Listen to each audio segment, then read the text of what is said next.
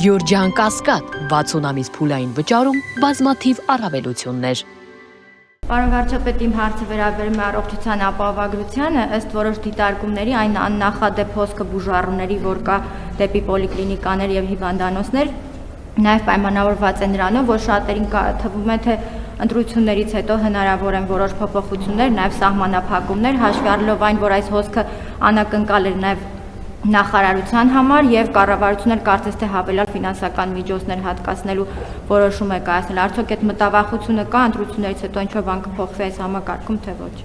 Այդ որտեղից է տեղեկությունը, որ ինչ որ բան կառավարության պլանավորածից դուրս է։ Ընդհակառակը ամեն ինչ գնում է կառավարության պլանավորածի համաձայն, եւ եթե դուք տեղյակ եք, այսօր էլ մենք որոշում ընդունեցինք, որ 2027 թվականից նոր խմբեր են ներառվելու առողջապահության ապահովագրության համակարգ եւ այդպես մինչեւ եւ մենք մեր նախընտրական ծրագրում ներառել ենք Հայաստանի ամբողջ բնակչության առողջության ապահովագրության համակարգ ներառելու մասին դրույթը եւ առողջության ապահովագրության համակարգը բնականon գործում է եւ շարունակելու է գործել։ Ընտրություններից առաջ էլ հետո էլ մանավանդ որ դա ընտրությունների հետ որևէ կապ չունի։ Հաջորդ հարցը Փայլակ Վարազյան։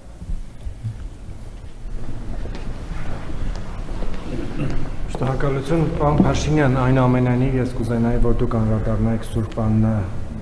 եկեղեցում տեղի ունեցած միջադեպին, ինչ է կատարվել, որովհետև փաստաբանը հրապարակել էր մի տեսանյութ, որտեղ երևում է, որ ձեր անվտանգության աշխատակիցը հարվածում է 18-ամյա երիտասարդին։ Վստահաբար տեսել եք այն արձագանքները հասարակական, որոնք տեղի են ունեցել այդ օրերին եւ դրանից հետո տեղի ունեցող զարգացումներին, ինչպիսին է ձեր անմիջական արձագանքը տեղի ունեցածին, եւ եթե ես կրկնեմ, որ չեմ արտարացնում որևիցե տեսակի բռնություն, բայց եթե 18-ամյա երիտասարդը կալանավորված է, ինչու նրան հարվածած ՊՊՑ աշխատակիցը, այս դեպքում ձեր անվտանգության աշխատողը կալանավորված չի։ Հարգելի գործընկերներ, դուք շատ տարօրինակ հարց եք տալիս։ Ես նախ չեմ տեսել ինչա տեղ ունեցել, բայց ուզում եմ ասել, որ երբ որ պետական պահպանության ծառայության ծառայողը տեսնում է, որ իր պահպանյալին վտանգ է սպառնում, ինքը կարող է ուժ գործադրել, ինքը կարող է հարվածել, ինքը կարող է ուժ գործադրել, Աստված չանի սուր իրավիճակներում կարող է զենք գործադրել, այսինքն ձեզ համար պետական պահպանության ծառայության աշխատողը ինչ է ամենայն հարգանքով բոլոր մասնագիտությունների նկատմամբ։ Պետական պահպանության ծառայության աշխատողը նրա համար է, որ երբ որ կա իրավիճակ ուժ գործադրի, ինքը բոլոր լիազորությունները ունի։ Իրավիճակը սրվի անհրաժեշտության պարագայում կարող զենք գործադրի։ Դա ձեզ համար նորություն է, բայց հետո երբ որ այդ աշխատանքը չանի, այդ պետական պահպանության ծառայողի աշխատողի դեմ է քրեական գործառույցվելու, ինքը կարող հայտնվի բանտում իր ծառայական պարտականությունները չկատարելու համար։ Եվ երբ որ որևէ մեկը գործողություն է անում, ինքը բեջ չունի, որ ինքը 18 տարեկան է կամ առողջական խնդիրներ ունի կամ չգիտեմ այլ կարգի խնդիրներ ունի, եւ ծառայությունը պետք է իրականացնի իր գործառույթները։ Եթե այդպես չլինի, այդ ծառայությունը անիմաստ կլինի, եւ երկրորդը ես չեմ հանդուրժի, որ Հայաստանի Հանրապետության որևէ ծառայություն իր պարտքը, իր ծառայությունը չկատարի։ Բացառված բան է, կլինի ոստիկանություն,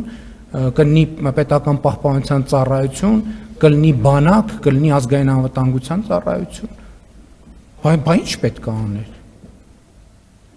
Այսինքն պետք է հրավիրել սրճարան սուրճ խմելու։ Շնորհակալություն, հաջորդ հարցը։ Այսինքն ես ինչքան հասկանում եմ, այնց է հարվածել, որ տենց նույնիսկ մարմնական վնասվածքներ բան չեն ստացել։ Բայց ինքը լիազորություն կարող էր ցանկացած մարմնական վնասված ստանալ։ Բայց իր ծառայության իմաստն է, որ երբ որ կա հարձակում կամ հարձակման վտանգ, ինքը գործի։ Եվ ինքը պետք է դա իմ աշխատանքը չի գնահատել, պետական պահպանության ծառայության աշխատանքը, դա ընդհանրապես իմ աշխատանքը չի գնահատել հարձակումը, հարձակում չի,